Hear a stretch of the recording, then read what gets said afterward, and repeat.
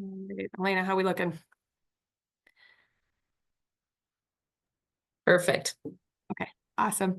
All right, thanks you guys for joining me this morning. Like Elena said, my name is Rebecca Rouse. I go by Becky, and I'm a physical therapist at Shriners. I have been working at Shriners for 10 years now, and I see all types of patients at all ability levels, but I specialize in treating our sports medicine population, and I have advanced training in treating scoliosis and other spine conditions. And again, it's October, it's physical therapy month. So I'm excited to bring you guys kind of a new topic. And I'll be totally honest and say that I did not know anything about this topic prior to preparing for this discussion. This topic was kind of presented to me by our medical director, Pamela Lang. And I got really excited when I was doing research for this because it really closely aligns to how I treat patients and how I was kind of educated to treat patients. So I think it's something that moving forward, I will be much more conscious of, and I hope that you guys can learn about it and hopefully build it into your practice as well. So after this presentation, participants will be able to have a general understanding of the definition of physical literacy, have a general understanding of how physical therapy can promote physical literacy, and understand what the current recommendations are for physical activity in young people. So just to start with some definitions, physical activity is defined by the World Health Organization as any bodily movement that requires energy expenditure. Okay. Physical literacy is a concept that's been around since at least the 90s, but is gaining more attention around the world with decreasing levels of physical activity in our youth. Physical literacy is defined as the ability to engage in physical activities in a variety of environments with confidence, competence, allowing for the healthy development of an individual. This skill can be achieved through a multitude of avenues, and we'll discuss how physical therapy can play a role and what current recommendations are. Physical therapy then is a profession that aims to promote movement and mobility for patients who have compromised function. So physical therapists are often known as movement experts, and we use that expertise in order to improve how people move about their home, their school, kind of all aspects of life to improve their function. So current recommendations, according to the CDC, for individuals between 6 and 17 years old, is that they should be getting 60 minutes of moderate to vigorous physical activity every day. And that includes aerobic activities, so anything that makes the heart beat faster, that should be happening daily. Muscle strengthening, climbing, push-ups, resistance training, etc., at least 3 days per week. And then bone strengthening, so those more high impact activities, jumping, running, at least 3 days per week. So unfortunately, the current state of this is that only 21% of youth get the recommended amount of physical activity. So I kind of took this little snippet from the report card from the Physical Activity Alliance that sort of breaks down key findings from their studies. And so you can see that 23% of youth in high school self-report 60 minutes of physical activity. 44% report 5 days a week, so a little bit better, but still not good enough. And then more concerning are even the children and youth with disabilities. So only 17.5% of children and youth with disabilities report participating in 60 minutes of physical activity every day. And then that breaks it down a little bit further by type of disability. Then there's a significant drop in physical activity between 6 and 11-year-olds and then 12 to 17-year-olds. My theory would be that this is because of no recess once you enter into middle school. But it goes from 40% down to 15%. And then there's a significant gender difference as well, with girls getting significantly less physical activity than boys. Okay. And then the last bullet point too, I think, unfortunately makes sense, that physical activity levels differ significantly by weight status. Okay, so with those sad stats, that brings us into physical literacy. The question remains, how do we change these issues? How do we increase physical activity in our young people?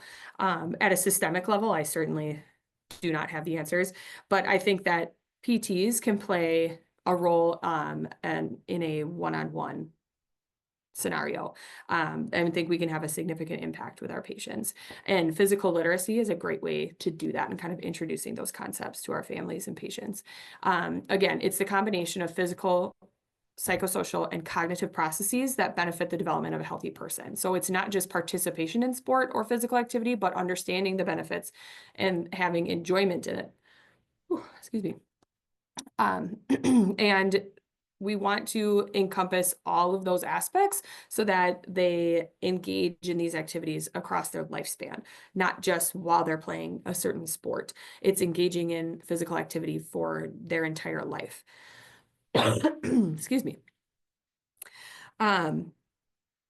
This table here was taken from an article by Avery Fagenbaum and called Understanding Physical Literacy in Youth. If you want more information, that's a great place to start. It kind of gives a really great summary of what physical literacy is and why it's so important. And you can see from the graph there that we're looking at participation versus proficiency and kind of how they can work together to improve health as a whole. So MVPA is moderate to vigorous physical activity. Okay, so your activity level.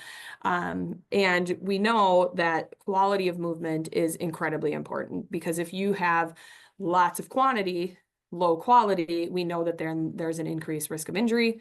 But then the reverse is also not ideal because if you have super high quality work, but you're only doing it once a week, then you're not really going to be making any progress towards improving your health.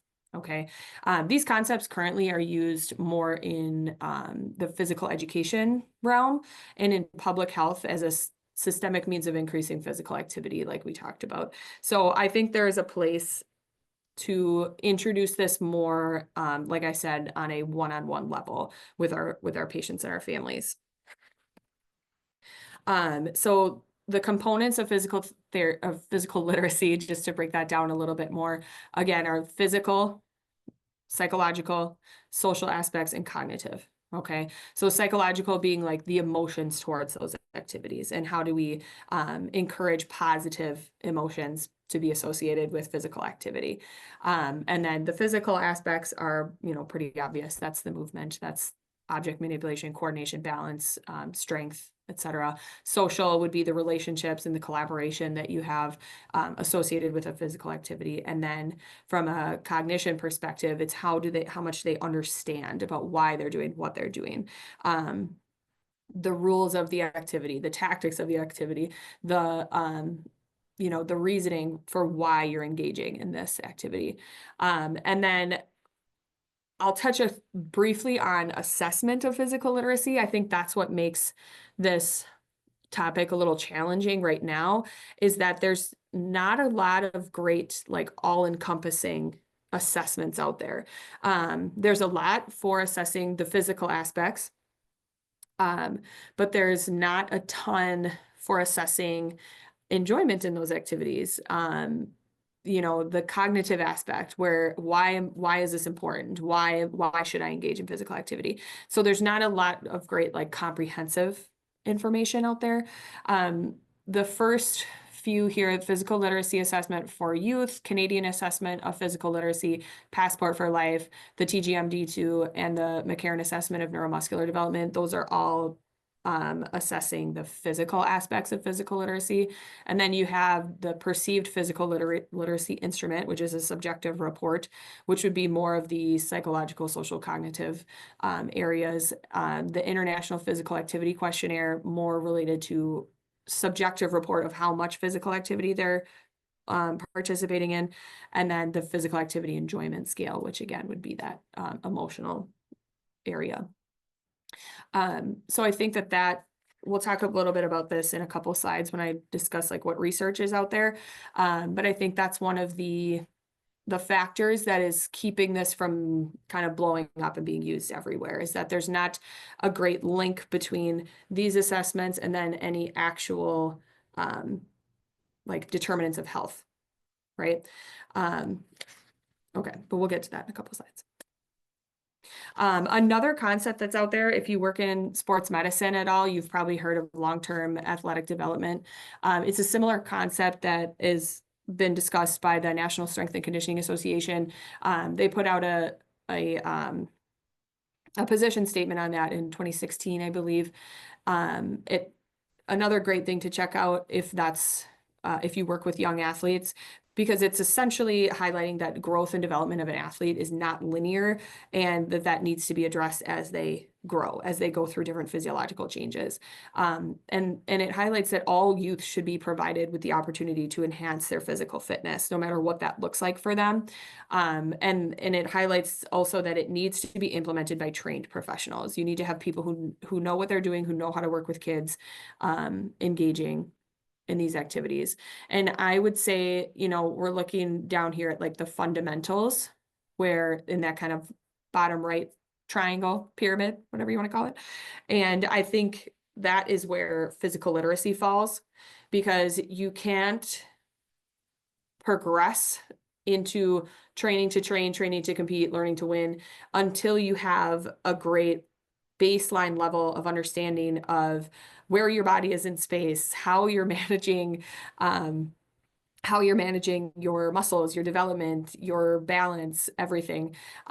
So I think that is even lower in this pyramid than some of the fundamentals that we would apply to training for a specific sport, if that makes sense. Avery Feigenbaum is, based on like all the research I've been reading and stuff, I'd probably call him like the godfather of this in America. And I took a excerpt from an article that was published in, Contemporary Peds Journal. And I thought it was a great, concise way to sum up why this topic is so important, and is essentially stating that physical inactivity is becoming an epidemic, and that it's really important that we start looking at physical literacy as a way to improve physical activity and trying to link it as a determinant of health. And so that's what a lot of the research out there is trying to do, I think, is that we're trying to link it to, activity levels at a young age. Will that then determine what their physical activity is as an adolescent, as a young adult, as an older adult?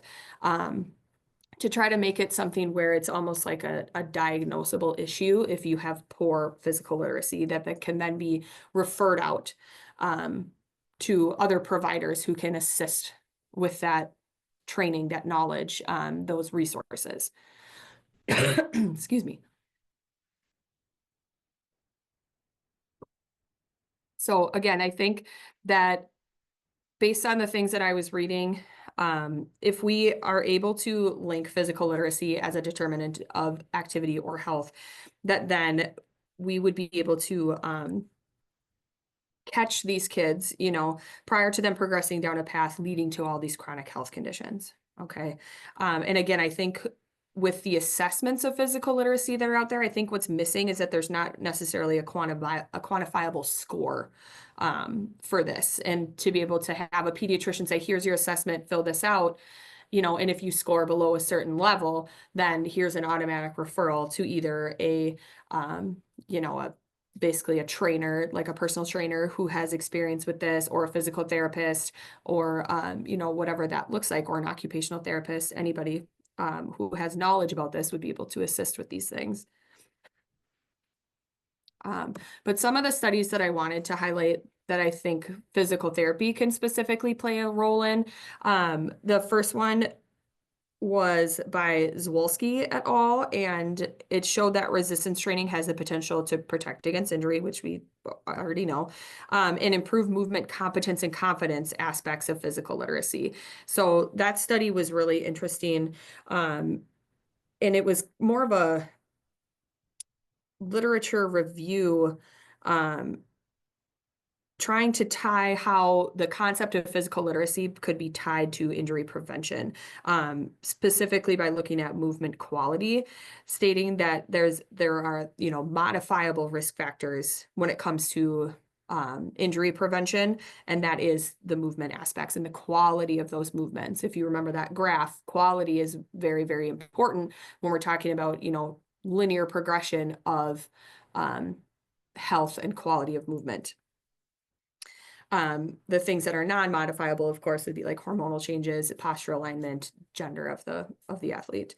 Then there was another interesting qualitative study by Papinetti that looked at the perceptions of PTs, specifically using a physical literacy lens.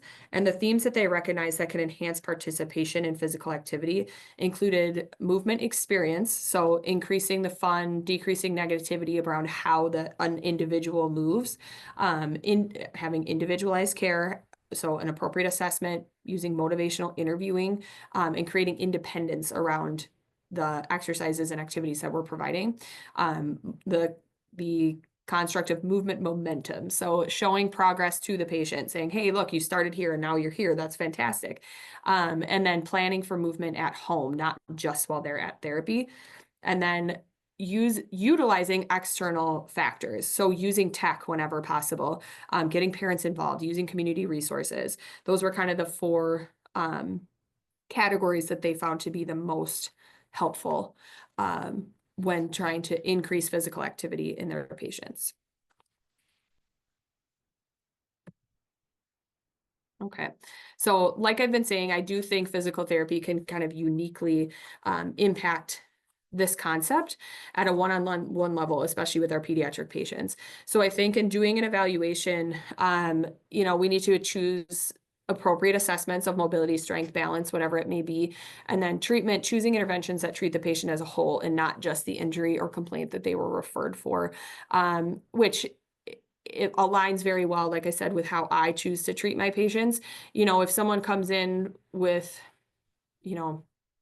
low back pain and they have tight hamstrings, okay, well, there's more than just, doing a few stretches and saying, okay, you're cured, because why did this happen in the first place? What are these kids interested in if, they're kind of a couch potato kid? And what can we get them doing to hope that this doesn't happen again?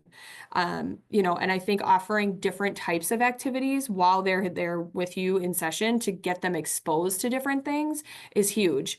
There's no one way to solve a problem. There's a million different avenues you can go around. So by only prescribing, these same 4 or 5 exercises for everybody, I think we're doing an injustice. I think we have to take a broader look at what we can offer kids and kind of raise our expectations for them, because it will surprise you, I think, if you're willing to try new things with them, what they'll gravitate towards and what they'll enjoy doing. Resistance training is something that I think everyone should be introduced to at a much younger age. And now the recommendations, or even that 8, 9, 10-year-olds should be being introduced to these topics. It's not necessarily that you're going to get them in a gym and lifting heavy weights, but at least knowing how to do a proper squat unweighted, how to do a lunge, how to, move their bodies in a way that will build muscle. And it kind of sets them up for success then once they hit that pre-pubertal, post-pubertal stage where they can actually make gains in terms of muscle development. And then planning, we always have to have a plan, continued implementation of treatment strategies at home, during a PT plan of care and after discharge. I think that that's the biggest thing, is we want to make sure that our patients are set up for success. Like, I know the old saying, you can lead a horse to water, but you can't make them drink. But at least if we can provide them with the best possible resources, we can hope that they'll stick with it and continue to see progress. So again, with evaluation, you're going to be choosing appropriate assessments based on age and ability, choosing assessments based on the goals and activity levels of your patients, collecting appropriate subjective information regarding quality of life, willingness to participate in physical activity, any fear avoidance behaviors they might have. Maybe they had a gym class where they went in the weight room and they got bullied because of how they do things. So I think it's really important to take the time to talk to your families and patients and say, like, what do you want to get better at? What are some things you feel like you struggle with? And even if it's, something simple as, well, my chore is helping carry the groceries in from the car and I get some pain when I do that, any little thing that you can tie to function that then you can work towards and improve their physical activity levels, whether it's through cardio or resistance training or yoga or whatever the patient is interested in doing, I think it's important to kind of talk through and tease out what they do on a daily basis and how it's being impacted. So then again, for treatment, you know, I think introducing a lot of variability in the exercise techniques that you're using, whether it's excuse me, whether it's through resistance training or introducing yoga or utilizing the technology that families have. You know, if they have a Nintendo Switch and they have dance games or balance games or anything that can get them up and moving, but it's still tied to something they're interested in, I think that that's huge. There's a million and one YouTube videos out there of great exercise videos, you know, basic yoga classes that can be offered to families and patients to watch. You know, and I've had families even start doing those types of workouts on as a family, you know, on their own. And I think that that's you know, just a really easy, quick way to introduce, hey, try this, because you're never going to know if you enjoy something until you give it a shot. And then I wanted to touch a little bit more on resistance training because I know there's still a lot of like misnomers out there about when it's appropriate and if it's appropriate for children to do strength training. But here's three very reputable sources: the American Academy of Pediatrics, the National Strength and Conditioning Association, and the American College of Sports Medicine, all stating that yes, absolutely, there is no reason that youth should not be participating in a well thought out and guided resistance training program. So I think the key with this, again, kind of back to the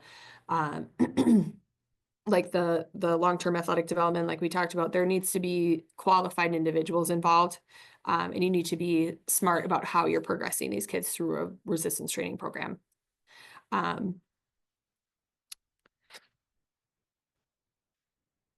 We know benefits of strength training: increased strength, improved bone density, improved body composition, improved mental health, improved cardiovascular fitness. You know, you have skill acquisition, decreased risk of injury, and improved athletic performance if you're looking into sport-specific training. But I think that skill acquisition is the piece that fits so nicely with physical literacy, because not only are you acquiring a weightlifting skill, but then that's directly transferable to going out and playing on the playground, playing with your siblings, you know, and just in general being more active.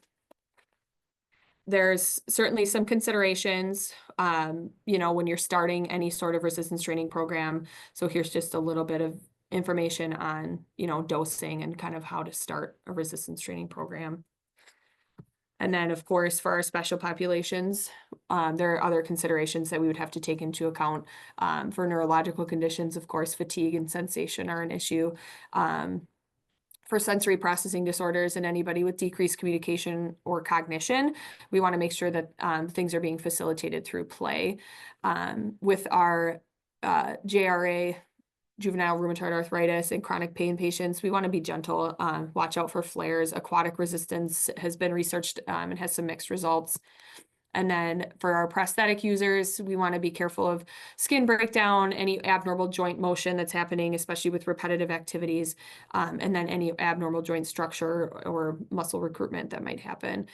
Wheelchair users, be careful of overuse injuries in the upper body, and of course, impaired sensation again. And then I think where I see a lot of referrals, at least recently, has been in our hypermobile patients with poor alignment. And then I think it's really working on strengthening in a protected position. And resistance training, I'm finding, is something that my patients who come in with a sports injury, quote unquote, but are not necessarily athletes, I think that is one of the best ways to get them moving again and to get them interested in physical activity, because it's something that they can do at home. And it's not something that they then, you know, can't keep up with their peers with. It's something that they can do on their own and don't have to feel like pressure to participate, because it's something that they can take accountability for on an individual level. So again, planning, and when it comes to PT and physical literacy, I think motivational interviewing is a great technique. If you don't know anything about motivational interviewing, look it up because it's really helpful. Ask lots of questions, set goals related to function, and lucky for us, the function of a child is to play and be active and be outside and be engaging in these activities. And then showing progression, like having a plan to show progression to your patient, I think is necessary. And I think that if you can, again, going back to the evaluation piece, if you can choose an assessment where you know you can retest that to demonstrate change is a important thing. And then planning for life after physical therapy. This table here was taken by that same article by Avery Fagenbaum, and it's the concepts that should be reinforced by the qualified professional kind of instituting this concept. And I think that physical therapists can work on a lot of these aspects. So teaching movement skills, helping the patient gain confidence in how they're moving, giving them instruction in these concepts and why they're important, kind of addressing that cognitive aspect of physical literacy. And then we have fun all the time. That's all we do every day is have fun. And teaching them how to move in different ways, like I said, and keeping them engaged. So I think these are all ways that we can increase physical activity and improve physical literacy, at least on a one-on-one basis.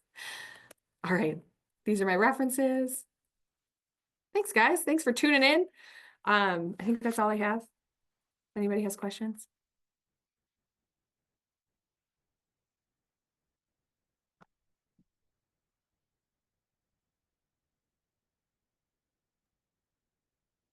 Becky, do you want to keep that referral slide up just so people can Oh, yep.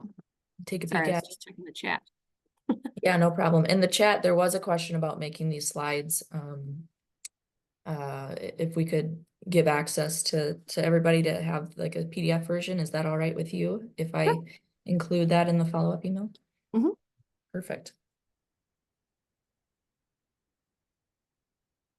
Well, we have some time for discussion, so if anybody has questions, feel free to come off mute and ask.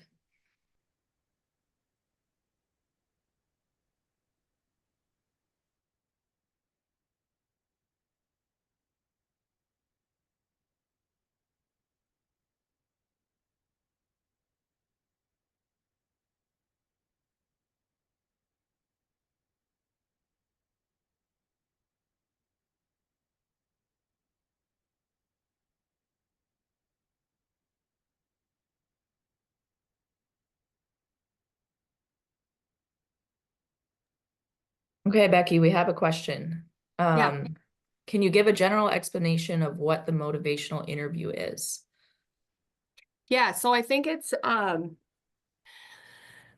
of a general explanation would be asking patients why things that they're doing are important to them. Or like I remember back in PT school, we had one where it was like if you're talking to a patient about smoking cessation, for example, and you would ask questions about like, well, why do you think it's important that you stop smoking? And they would know all the answers because everybody knows the answers.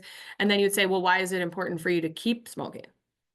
And just kind of challenge their thinking and trying to get them motivated to make a change. So you're asking questions that are trying to get at the cognitive and the like emotional tie to whatever activity you are talking about, if that makes sense.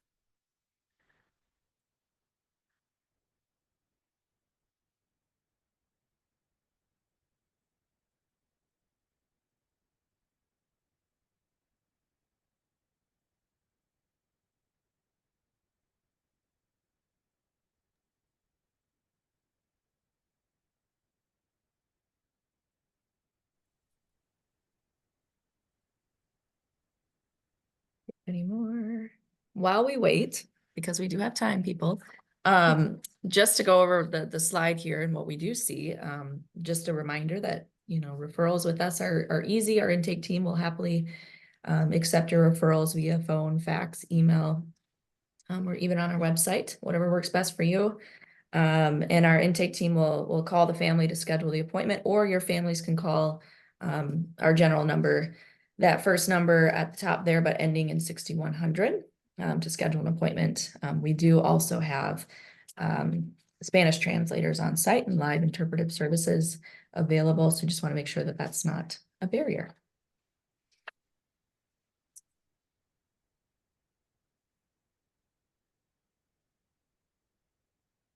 Well, I'll keep the slide up. We'll stay on for just another couple minutes, but if that's it, thank you everybody for joining us again this month, and stay tuned for next month.